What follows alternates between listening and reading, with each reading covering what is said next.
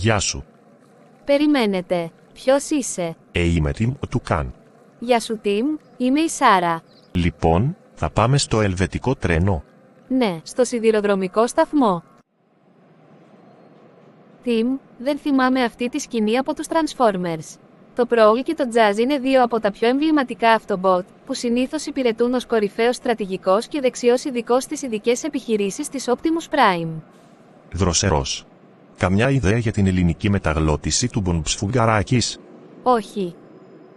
Ιερής Jazz, έρχεται το τρένο. Μετά τον Τίμο του Καν και η Σάρα επιβιβάζονται σε ένα τρένο και λίγους σταθμούς αργότερα. Jazztastic. Wow! Που μπορώ να αγοράσω ένα δάφνινο κεφαλόδεσμο. Όχ, στο εμπορικό κέντρο.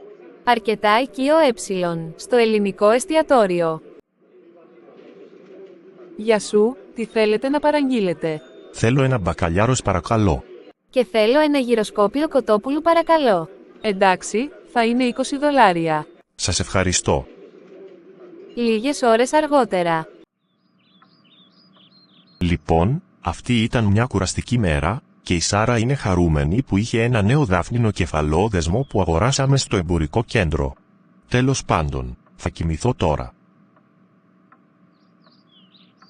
Καληνύχτα κύριε Jazztastic.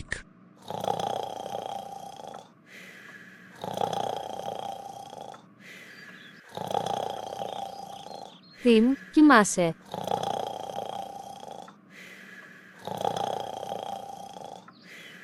Ωμέγα καλά. Καληνύχτα Τιμ.